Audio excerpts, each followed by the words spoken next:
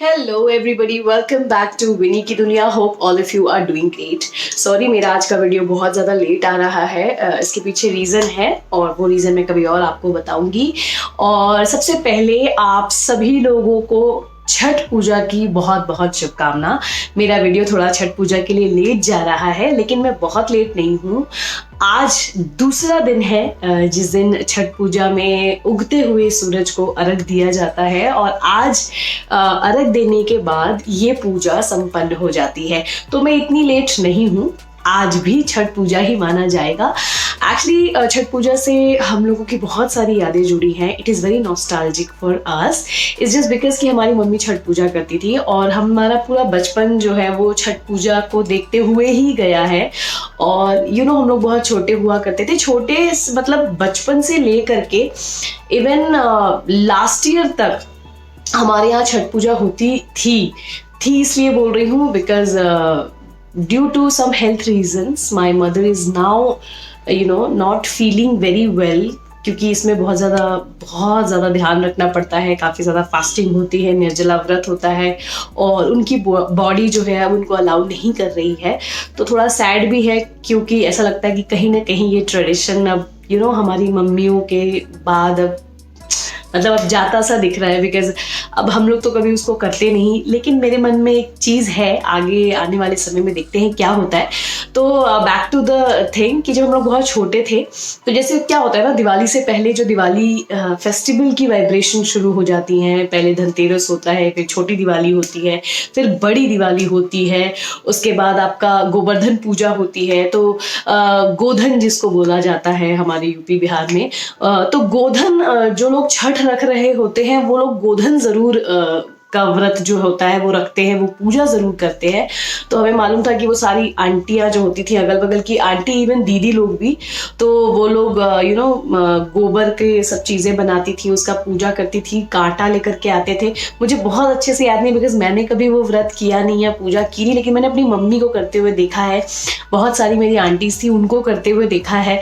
फिर वो होता था, फिर उस दिन बड़ा अच्छा पकवान खाते थे। फिर दूसरे दिन भाई दूज होती थी, तो भाई दूज में हम लोग टीका लगाते थे और उसके बाद इंतज़ार शुरू हो जाता था हमारे छठ पूजा का। छठ हमेशा दिवाली के छठे दिन होता है, उसका इसीलिए छठी नाम भी है, लेकिन छठी उसकी एक अलग कहानी है जो मैं इस वीडियो के आगे आप लोगों के साथ शेयर करूंगी।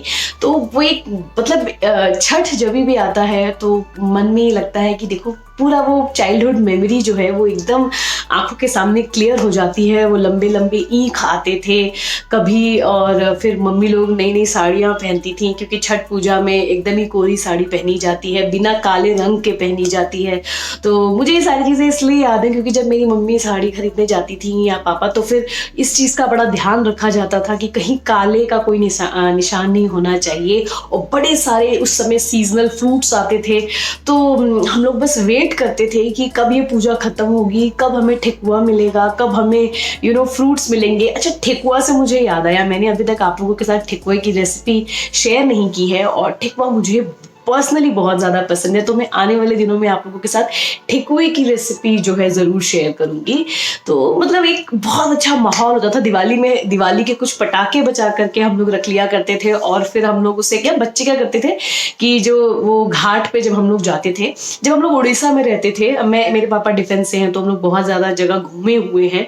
तो उड़ीसा में मम्मी लोग जो थी वो अर्घ देती थी और सारे भैया लोग जो थे हमारे, वो लोग सब पटाखा वटाखा फुटाते थे। हम लोग बस नए कपड़े पहन के, वो हम लोग को पूजा से कोई मतलब नहीं होता था, बस हम लोग को वो जो एंजॉयमेंट होता था ना, गाड़ी में सब लोग बैठ करके घाट पे जाना, फिर साथ में एंजॉय करना। जब मम्मी लोग अर्घ दे देती थी सुबह वाला, तो 4 बजे हम लोग सुबह उठ के सब अच्छा कपड़ा पहन के, स्वेटर जैकेट वैकेट पहन के, सारी आंटियां, उनके बच्चे, अंकल जी लोग, हम लोग बस में बैठ करके जाते थे घाट जी। और घाट जा करके वहाँ पे मम्मी लोग अर्घ देती थी और जैसे जैसे दिन फटता था फिर चाय की व्यवस्था होती थी, पकौड़ियों की व्यवस्था होती थी। तो वो इतनी अच्छी मेमोरीज हैं मेरे बचपन की ना, कि वो पहली बार मुझे बड़ा बुरा लगा कि इस बार मेरे घर में किसी ने भी छठ नहीं रखा था।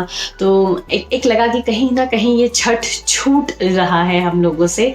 तो it was good, it was really very nostalgic. तो मुझे लगा कि आज कोई और वीडियो बनाने का मन तो नहीं था मेरा, लेकिन मुझे लगा कि मैं एटलीस्ट ना ये चीज़ आप लोगों के साथ शेयर करना चाहती थी कि ये हमारे ट्रेडिशन होते हैं जिसमें हम पले बड़े हैं इन ट्रेडिशंस को देख करके। तो हमें ट्राई करना चाहिए कि हम अपने ट्रेडिशन को आगे बढ़ाएं, बिकॉज मेरे साथ शिवन्या है कि माया है, उन्हें इसके बारे में कुछ नहीं पता। तो अगर सब कुछ भगवान आगे ठीक रखेंगे तो मैं चाहूँगी कि मेरी बच्चियों को भी सारी चीज़ें एक्सपीरियंस हो कि कैसे एक रूम को बिल्कुल साफ किया जाता था, उसमें बच्चों का आना भी अलाउड नहीं होता था, कोई उसमें एंटर नहीं करता था, फिर नहाए खाए होता था। फिर वो बनाती थी हमारी मम्मी जिस दिन वो होता था खड़ना, तो खीर बनाती थी, गुड़ की खीर बनती थी चूल्हे पे और रोटी बना खाते थे वो लोग। उसके बाद व्रत होता था, फिर व्रत का ठेकुआ बनता था। वो सारी ना एक मेमोरी है, जब भी छठ पूजा का नाम लो तो वो सारी मेमोरीज जो है वो एक बैग पॉपअप करती है आपके दिमाग में। तो चलिए, जो भी है, आप सभी लोगों को छठ की बहुत बहुत शुभकामना। और जिन जिन ने छठ रखा था, आप लोग प्लीज़ हमें आशीर्वाद दें कि हमारी जो मनोकामना है वो पूरी हो, हमारे बच्चे भी स्वस्थ रहें। अच्छा, इससे एक चीज़ और याद आई, मेरे पिताजी ने मुझसे पूछा कि छठ पूजा में हम क्या करते, तो मैंने कहा डूबते सूरज और उगते सूरज को हम अर्घ देते हैं। अर्घ मतलब उनको चढ़ाते हैं, पानी चढ़ाते हैं, दूध चढ़ाते हैं और प्रसाद चढ़ाते हैं, इसको अर्घ देना कहा जाता है। तो ये करते हैं। तो उन्हें बोला तो फिर इसका नाम हम छठी माई क्यों करते हैं? तो मैंने भी कभी इतनी बारीक चीज़ पे ध्यान नहीं दिया कि हाँ, बातों से ये सूर्य की पूजा है तो ये सूर्य का नाम होना चाहिए, छठी माता हम क्यों कहते हैं? तो मैंने थोड़ा इसके ऊपर रिसर्च किया और मेरे को रिसर्च में जो पता चला, तो मुझे लगा हो सकता है आप में से बहुत से लोग इस बात को जानते हो, लेकिन क्योंकि मेरे लिए ये चीज़ नई थी, I am very much excited कि जब मुझे पता चल गई है तो मैं आप लोगों को भी बता दूं। इसीलिए मैं ये वीडियो एक्चुअली में नहीं करने वाली थी, लेकिन जैसे ही मुझे स्टोरी पता चली तो I thought of doing this video and sharing this information with all of you. So here is the story कि हम क्यों उगते सूरज और डूबते सूरज की पूजा को छठी माँ का पूजा कहते हैं। तो Here is the story. अच्छा, मार्कंडे पुराण के अकॉर्डिंगली जो सृष्टि देवी थी, उन्होंने अपने आप को 6 भाग में डिवाइड किया। तो उनका जो छठा पार्ट है, उस पार्ट को छठी कहा जाता है। एंड स्पेशली ये जो देवी हैं, ये ब्रह्मा जी की मानस पुत्री और सूर्य जी की बहन है। इसीलिए इनको साक्षी मान के, जैसे कि इस छठे दिन को साक्षी मानकर किसी भी पॉन्ड, गंगा जी, यमुना जी के किनारे खड़े होकर के हम सूर्य जी को अर्घ देते हैं, उनको थैंक करते हैं, धन्यवाद करते हैं उनकी ऊर्जा के लिए, जिसकी वजह से हमारी पृथ्वी पर जीवन का वास है। तो ये पूरा पूजा है एक्चुअल में कि हम ये पूजा पूरी करते हैं, हम ऊर्जा की पूजा करते हैं, हम सूर्य की पूजा करते हैं, लेकिन किसके माध्यम से, किसको साक्षी मानकर? तो ये छठी देवी को छठे दिन छठी देवी को साक्षी मान करके पानी से किसी भी नदी या पॉन्ड के किनारे खड़े होकर के हम सूर्य को धन्यवाद करते हैं। छठी देवी को बच्चों की देवी माना जाता है।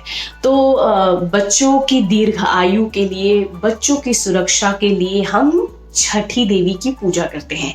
आपको अच्छे से याद होगा कि बच्चे जब पैदा होते हैं तो हम छठे दिन छठी मनाते हैं, मतलब बच्चे की छठी मनाते हैं। उस दिन बच्चे की पूजा वगैरह किया जाता है।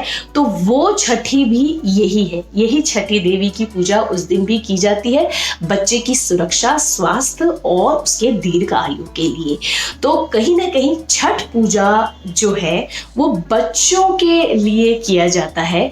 और ऑब्वियस ही बात है, सूर्य जी को तो हम लोग धन्यवाद करते ही हैं, लेकिन क्योंकि छठी देवी को बच्चों के देवी माना गया है, तो कहीं ना कहीं उस दिन आप अपने बच्चों के लिए भी ये व्रत करते हैं। कहा जाता है कि बच्चों के अलावा और कोई भी अगर सच्चे मन से छठी देवी की पूजा करता है, साफ मन से छठी देवी की पूजा करता है, तो छठी माता उसकी जो भी मनोकामनाएं हैं उसको पूर्ण करती है। बस यही है, आप थोड़ी सी मुझे इन्फॉर्मेशन मिली तो मैंने कहा कि ओके नाउ अब ये इन्फॉर्मेशन मैंने अपने पिताजी से पहले आप लोगों से शेयर कर ली, दो उन्हें पता होगा, ही इज़ वेरी नॉलेजेबल, लेकिन वो मेरा टेस्ट ले रहे थे कि तुम्हें इतनी सारी चीज़ों की जानकारी रहती है, क्या तुम्हें इस चीज़ की जानकारी है। एंड थैंक्स टू हिम कि उनकी वजह से मैंने इसको सर्च किया और मेरी एक और जानकारी बढ़ी और मैंने वो जानकारी आप लोगों के साथ शेयर की। होप करती हूँ कि आज का वीडियो आप लोगों को अच्छा लगा होगा। ये मैसेज जो मैंने आप लोगों को दिया, जैसे मैं हमेशा कहती हूँ कि अपनी परंपराओं को आगे बढ़ाया जाता है, अगर आपको पता है तो दूसरों को बताया जाता है ताकि उनका भी ज्ञान बढ़े। तो हो सकता है कि आप लोगों को पता हो इसके बारे में, लेकिन अगर मेरी ये कहानी आपको अच्छी लगी हो, ये जानकारी आपको अच्छी लगी हो, तो प्लीज़ मेरे चैनल को लाइक और सब्सक्राइब ज़रूर करिएगा। और अगर आपने यहाँ तक मेरा वीडियो देखा है तो प्लीज़ सब्सक्राइब करे बिना मत जाइएगा। तो बस आज के लिए यहीं तक। आप सभी लोगों को एक बार फिर छठ पूजा की बहुत बहुत बधाई।